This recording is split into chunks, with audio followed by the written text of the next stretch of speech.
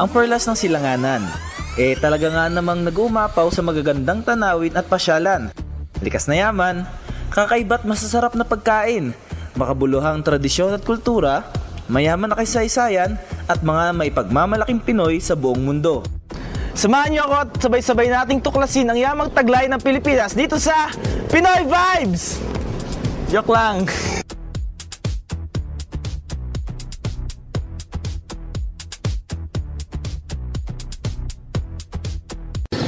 Magandang araw mga ka-vibes! Yan, andito na tayo ngayon sa munisipalidad ng Baras, kung saan matatagpuan sa lalawigan ng Rizal. Alam niyo ba, tinawag itong Virgin Island dahil bukod sa kakaunti pa lamang ang populasyon dito, ilan-ilan lang din sa ating mga kababayan yung nakakapunta o nakakapasyal dito. Kaya samahan niyo ako sa aking paglalakbay dito sa Baras. Kaya tara, tingnan natin tong banggandang Baras!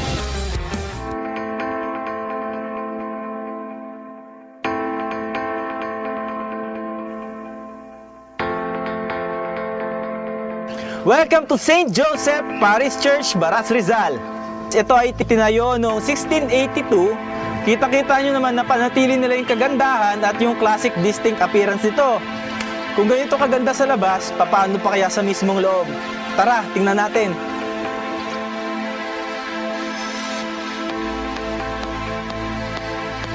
Okay mga ka-vibes, ngayon kasama po natin si Reverend Monsignor Father Peter Cañonero. Father, yan po, good morning. Good morning. Sobrang ganda po ng ating simbahan dito. Father, sa tagal po nito, meron na rin po ba itong mga na-renovate? Ito ang simbahan ng St. Joseph Parish dito sa Baras. At ito ay ginawa 1682. Pero dahil sa pagdaan na rin ng panahon, marami na rin nagbago. Ano? Ito ay made of adobe. Kung mapapansin ninyo, ang kanyang facade at sa kakabuuan, adobe. Tingnan nyo naman yung ceiling. Very unique. Lahat ng materials ay very complementing. Simula sa flooring, pew, wooden door, at chandeliers. Di ba nga po, sabi ko kanina, since 1682, may mga trahedya pa kayong napagdaanan din po, ano? Totoo yan. Itong bayan ng Baras, lalong-lalo ng simbahan, nung dumaan ng World War II, Japanese invasion, dito sila pumunta sa simbahan. Ginawa nila itong garrison, naging kuta ng mga Hapon. Dito, actually, mayroon pang mga trahedya na kung saan dito pinapapatay sa harapan ng simbahan ang mga tao. Ilang beses na ring bumida ang St. Joseph Parish Church sa iba't ibang TV commercials, pelikula at soap operas. Tila paborito rin ito ng puntahan ng mga photographers dahil sa angking ganda nito. Ito ang sentro ng pananampalataya ng mga taga-Baras. Subok na ng panahon ang St. Joseph at sana mapanatili nila ang pagkaantigo ng isa sa pinakamagandang simbahan dito sa Pilipinas. Magtungo naman tayo sa Barangay Pinugay kung saan naroroon ang Philippine Communications Satellite Corporation o PhilComSat. Mga ka-vibes, ito ang PhilComSat site, ang kauna-unahang satellite site dito sa Pilipinas. Nagbibigay ito ng serbisyo pang komunikasyon, mapatext, tawag, broadcast television o internet. Halos 4 na dekada na itong nagsisilbing ugnayan ng mga Pilipino saan mang maging panig ng bansa. Sa Fort William McKinley naman nakabase ang 16th Infantry Battalion. Dito naniniraan at nagsasanay ang mga binansagang jungle fighters. 90% sa kanila ay ex-Philippine Scouts at 10% naman ay ex-trainees. The eyes and ears of the team. Armed with...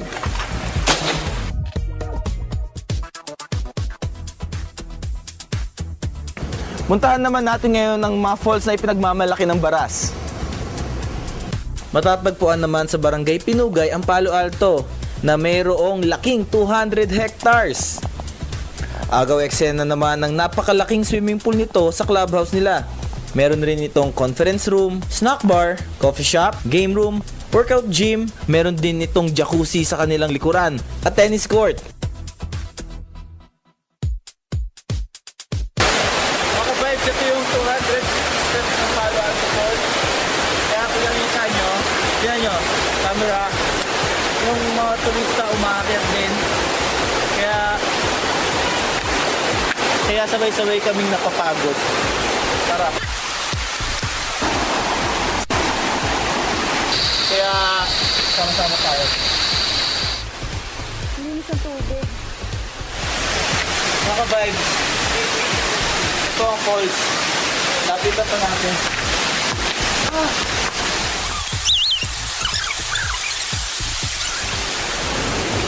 Kung makikita nyo sa ilalim ng falls ay mayroong karugtong na swimming pool. Maaaring rentahan itong mga cottage sa gilid ng falls sa halagang 500 to 700 pesos lang. So, ang mura, di ba? Madaming magagawa dito sa Palo Alto. Sa katunayan, pwede ka pang mag-rappelling. Next stop, ang Kinamatayan Falls. Alam nyo ba kung bakit Kinamatayan ang tawag sa falls na ito? Ganito ang kwento. Ayon sa mga kwentong nagpasalin-salin na mula sa iba't ibang henerasyon, may dalawang magkasintahan na lubusang nagmamahalan, ngunit tutol ang kanilang mga magulang na pilit silang pinaghiwalay. Isang araw, nagtagpo ang magsing irog at sabay nagpakamatay. Masalimuot man ang istorya sa likod ng pangalan ng Kinamatayan Falls, gayon pa man, buhay na buhay ang vibes dito. Libre lamang ang entrance dito sa Kinamatayan Falls, kaya ano pang hinihintay ninyo? Alam niyo ba mga ka-vibes, itong Baras ay tinawag na first organic town in the Philippines. Kaya tinan nyo naman, lahat ng tanim dito ay natural, wala yung mga fertilizers, ganyan. Kaya marami siguro dito ang mga healthy, or hindi siguro, healthy talaga sa atin.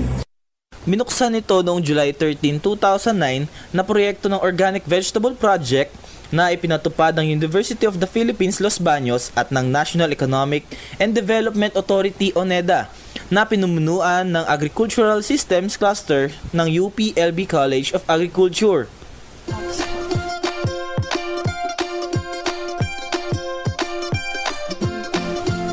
Kagaya ng organic fertilizers, fermented foliar spray, botanical pest spray, vegetable seedlings at open pollinated vegetable seeds. Welcome po sa Banggandang Baras. Ngayon po ay narito po tayo sa lugar na kung saan po ay kilala ang bayan ito bilang kauna-unahang organikong bayan, lalo tigit sa lalawigan ng Rizal. At ito po ay diniklara ng ating pong pamahalaan panlalawigan bilang first organic town and declared as first organic town in the Philippines. So right now, yung ating ginagawang organikong pagsasaka ay ibinabalik lang natin yung dating pagsasaka ng ating mga naunang mga magsasaka na sa parte ng Agriculture Office bilang isang agriculturist ay napakahirap alisin sa mga magsasaka yung kaisipan na itinuro na yung paggamit ng chemical na fertilizer at ganoon din ang mga pestisidyo, which is itinuro to technically, pero na-realize natin sa mahabang panahon, sa mahabang dekada na ang paggamit ng mga nakalalasong chemical, maging abono o pestisidyo, ay nakasisira sa kalusugan ng ating mamayan at gayon din sa ating mga halaman. So dito sa bayan ng Baras ay mas pinaigting natin ang kampanya hinggil sa organikong pagsasaka. Ano itong mga narito sa organikong pagsasaka, ano mga halaman? So meron tayo ngayon na yung pinakbit, na dyan ang ating okra, ang ating talong, sitaw, even our leafy vegetables, lahat ito.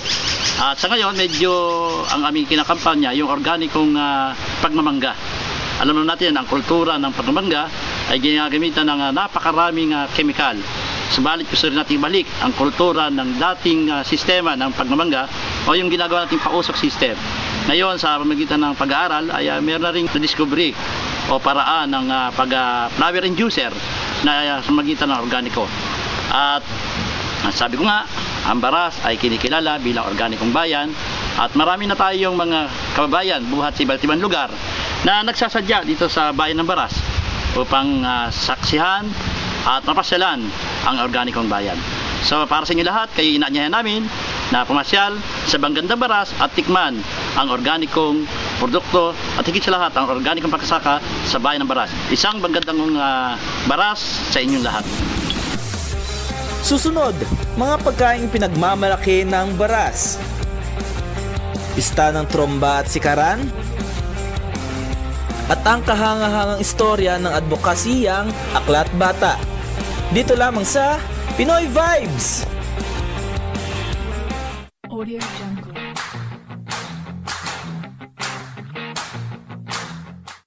Kayo ba ay nagutom at napagod sa ating paglalakbay mga ka-vibes? Don't you worry. Sagot ko ang inyong food trip. Balita ako kasi meron dito Park Rest and Dine. Kaya tara tingnan natin.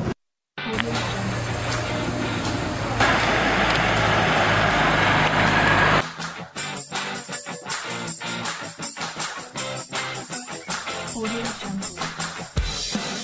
Okay mga ka-vibes, nandito po tayo ngayon sa Park Rest and Dine. Kasama po natin si Ma'am Ruth at si Ma'am Melody Abelinde. Yan nga po, sa niluluto ninyo, marami din po kayong dishes, ano? Ano po kaya yung mga specialty nyo talaga dito? Specialties namin na binabalikan tayo ng sutahan mo namin. Para kang pumunta sa Chinatown. Sarap. Tapos yung diced chicken namin, kahit foreigner na nagugustuhan.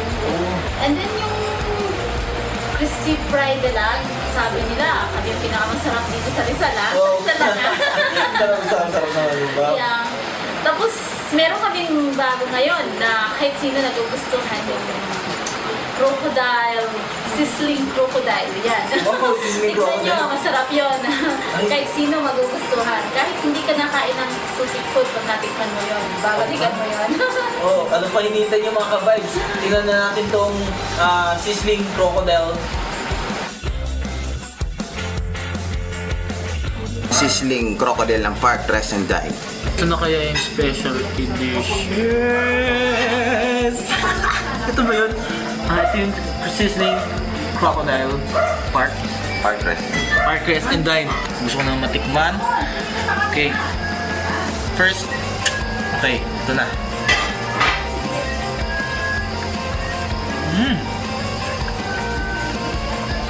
Sarap. Sarap. Parang ano, dinaig niya yung chicken, bangus, sisig, pork.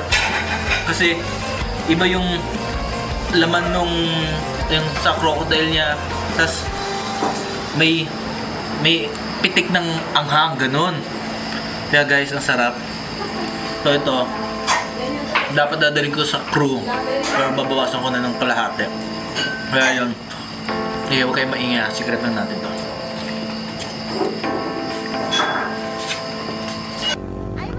Kung kayo nagtitipid mga ka-vibe sa inyong budget, huwag kayong mag-alala. Andito ang sikat na buwaluhan ni Mang Vic dito sa Baras.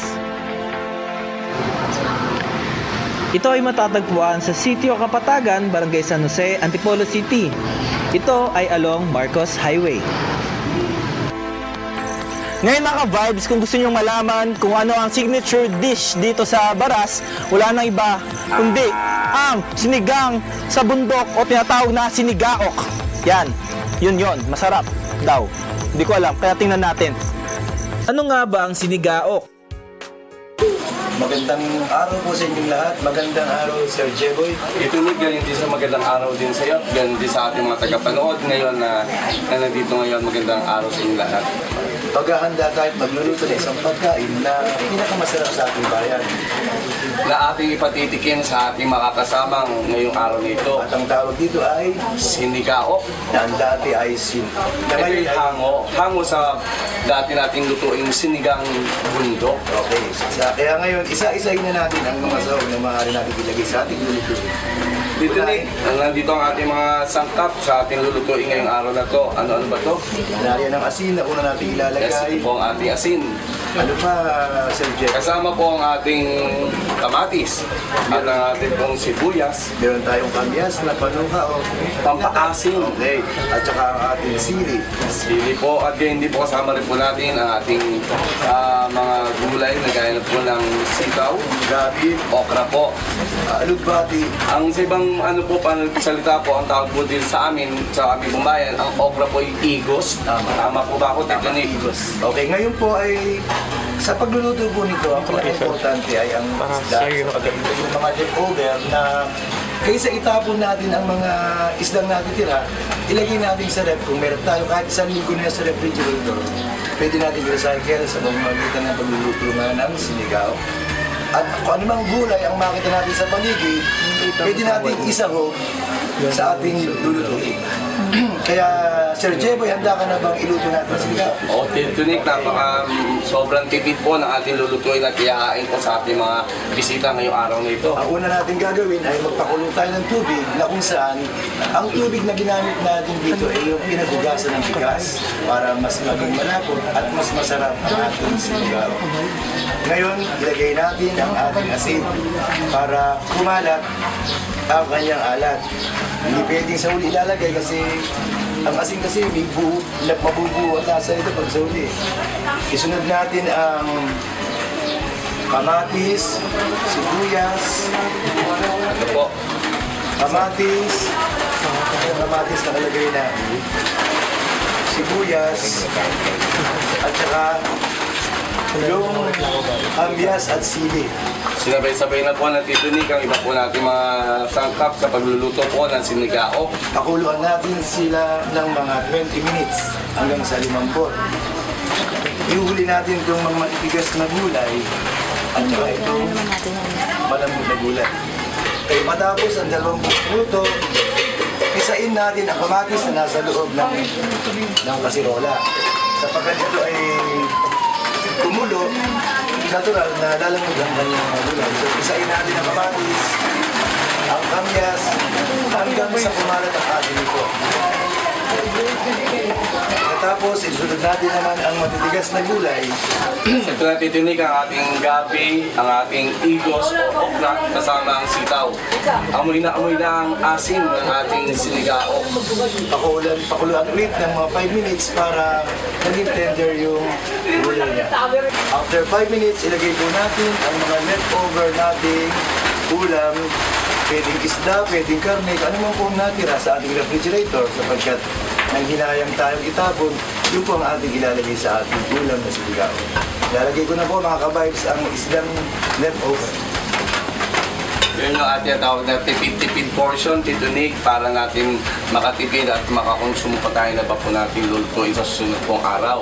Tama ka dyan kasi sa hirap ng buhay ngayon, biro mo bibili ka ng 1 kilong isda, may natira. Hindi nakain ng mga anak mo, itatapon mo lang. Pero may pamamaraan pala para ito ay magamit pa. So ito yung tinatawag natin mga ka-vibes na sinigaw. Huwag kalilimutan, napaka-importante pagkain ito.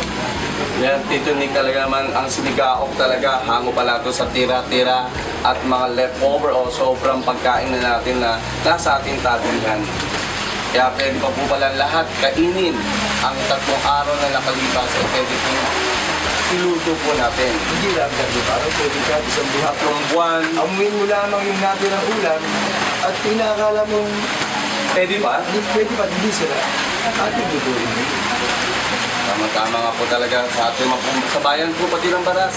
Hindi po kayo magkakamali na tikman ang mga gulay namin. Dahil ito po ay wala pong fertilizer o ito po ay hango sa organiko. Wala po itong fertilizer. Pinapalaki po namin ang aming mga gulay dito po sa bayan ng Baras ng pataba lamang po. Sandali muna Kuya JB, parang nangangamoy na ang sarap at asin ng sinigaw.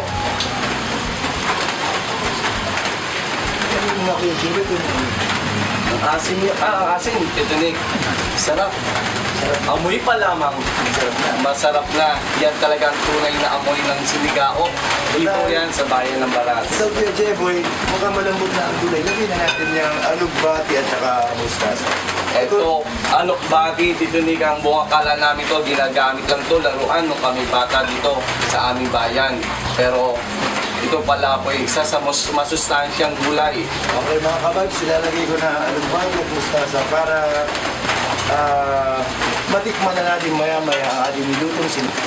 Siguro mga 3 minuto lang, pwede natin hanguin ang ating sinugaw para maihanda natin sa pagkainan. Ito na ang finished product natin, Titunik, ang ating pong nilutong sinigaw.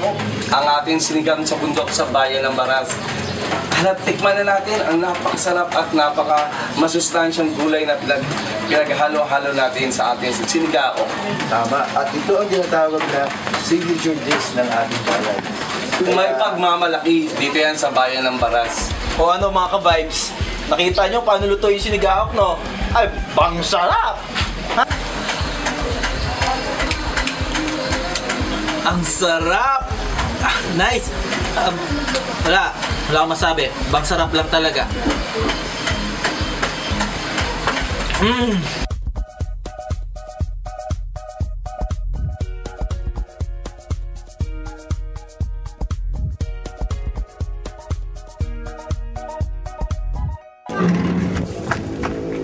Uy, mga ka-vibes! Diyan pala kayo.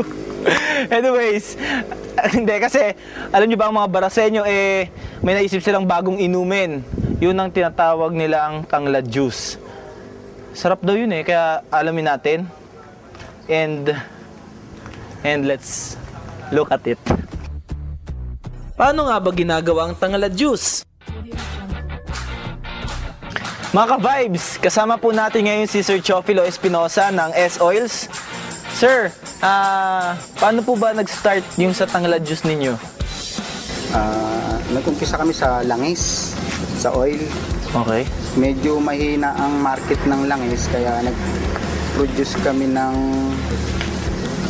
mga ibang pagkakakitaan katulad nitong lemongrass iced tea. Sa ngayon medyo mahina pa, pero ang alam ko nasa landmark na ng Trinoma to. Okay po. So marami na po kayo ring deliveries doon siguro, ano? Medyo maganda-ganda na rin kasi sila ang kumukuha rito, madalas silang kumikap, kaya marami na. Sino nga po ba yung na nakaisip po niyan ng itong company na to or yung lemongrass ang juice? Ang nakaisip nito si Norma Herrera at saka si Annabel Herrera, yung mag-ina. Opo. Katunayan, meron kaming farm sa Pinugay. Doon kami malaki-laki din yung aming taniman din ng tanglad doon. Okay po. So yung sa lemongrass juice natin, ano po yung benefits niya about sa health ng mga umiinom? Sa alam ko, nakakapagpababa siya ng BP, mga blood pressure, yung may diabetes. Okay. Ang pagkakaalam na benefits niya. Okay po.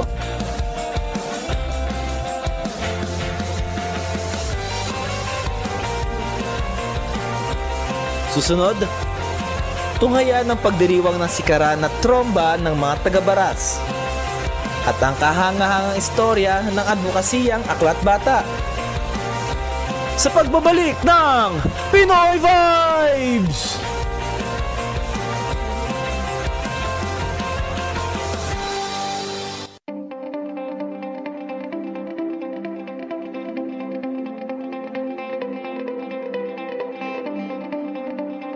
Iginugunita ang Tromba Festival tuwing sasapit ang unang araw ng Mayo. Nahati sa 3 aktibidad ang pista. Sa umaga ay ang pagoda sa ilog kung saan sabay-sabay silang nananalangin. Sa hapon naman ay ang tromba kung saan magkakaroon ng street dance alay para sa Holy Family at kay Birheng Maria. Pagsapit naman ng gabi, kanya-kanyang dala ng mga pagkain ng mga residente sa labas ng kanilang munisipyo upang pagsalusaluhan ito. Ang Sikaran Festival naman ay pinagdiriwang tuwing ikalawang linggo ng Marso. Ang sikaran ay nagmula sa salitang sikad na ang ibig sabihin ay tukik. Dati-rati ay pampalipas oras lamang ito ng mga magsasaka, ngunit ngayon ay opisyal na itong sports sa Pilipinas. Sa katunayan, dinadayo pa ng mga manlalaro ang Baras tuwing kapistahan ng sikaran dahil nagkakaroon rito ng patimpalak sa local martial arts. Mga ka-vibes, yan! Nandito pa rin po tayo sa Baras Rizal, pero makakasama po natin ang 9th degree red and white belt Executive Vice President and Sikaran Master, Mr. Jaime C. Geronimo. Sir, magandang araw po. Magandang araw. Yan. Sir, konting tanong lang po Paano po nag-start ang sikaran? Yan po ay nilalaro ng magsasaka ng araw. Pag sila'y nagkasaka, nagpapahinga sila, ginagawa nila, naglalaban-laban sila. Merong paayawan, may patakbuhan, merong tatapak sila sa ng kalabaw para magmarka sa katawan. Yun ang laro niyan nung araw. Kaya yan, nandun sila sa palayan. Pero ang sikaran po ba dito po nagsimula sa... Dito nag-umpisa sa Baras.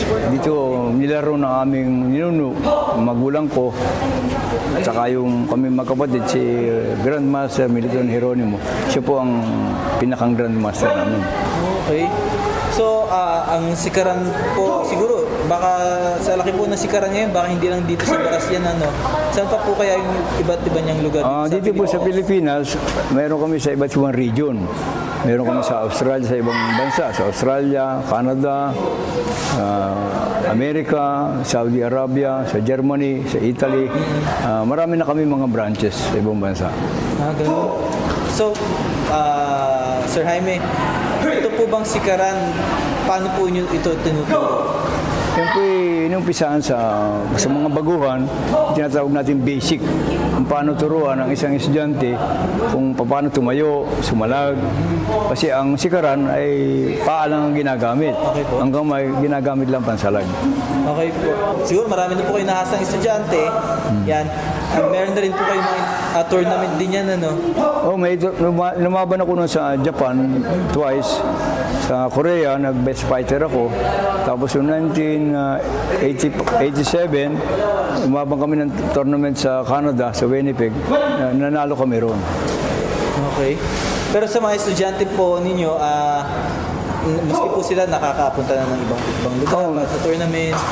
Tulad yung nakaraang first world tournament ng sikaran sa Winnipeg, marami kami mga instructor na dinala roon. Yung iba, bumalik na dito. Nag-asawa na rin yung iba. Di marami po silang nadalang mga medalya sa atin. Marami tayong. Okay. Paano po ba magpa-member dito? Pag ikaw ay baguhan, magbabayad ka ng membership para for maintenance ng gym, para tumakbo yung organization. Meron kaming kinukuhang parang donation. Magkano po? 800 ang membership. Tapos ang monthly, donation na lang yun kung ano magkano ibibigay mo para doon sa organization. Okay. So, yan. Ano po pala yung benefits ng pag-member dito? Ang nagiging member dito, natututo sila ng disiplina, exercise. Tapos ngayon, meron na rin kaming palarong eskwelahan o sa DepEd, naging palarong panlalawigan ng sikaran sa bayan sa panlalawigan ng Rizal. At naging na rin sa buong ibang lugar na kung paano ipapasok sa Philippine Olympic Committee. Yan po ang aming problema eh. Hindi kami sinusuportahan ng gobyerno para ipasok sa POC para hanggang sa SEA Games, kung saan man, ay makapagpalaro kami.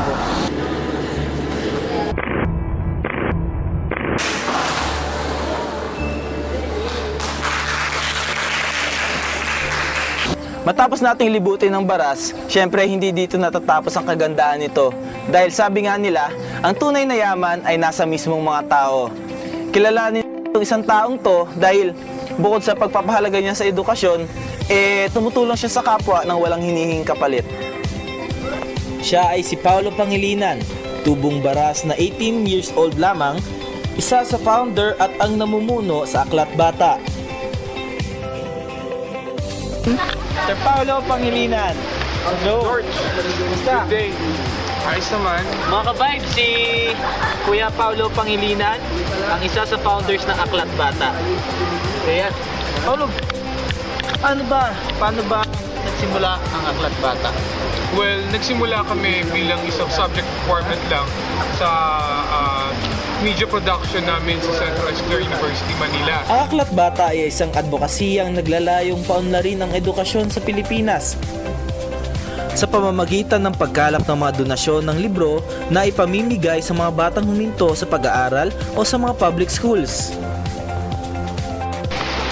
Isang patunay si Paulo na hindi kailangang maging mayaman upang makatulong sa kapwa. Naway maging mabuting ehemplo si Paulo sa kabataan na no one's really young or small to help.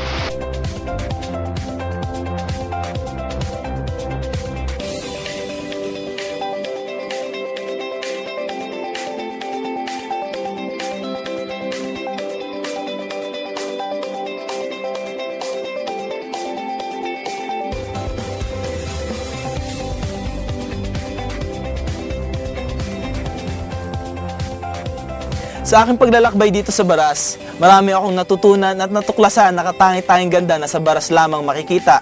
Bukod sa masasarap na pagkain at magagandang tanawin, taglay pa rin ng Barasenyo ang tunay na pag-uugali ng isang Pinoy. Ako po si George Magsayo at samahan niyo po ako muli sa susunod na linggo sa programang Taas Noong Pinagmamalaki ang Sariling Atin dito lamang sa Pinoy Vibes!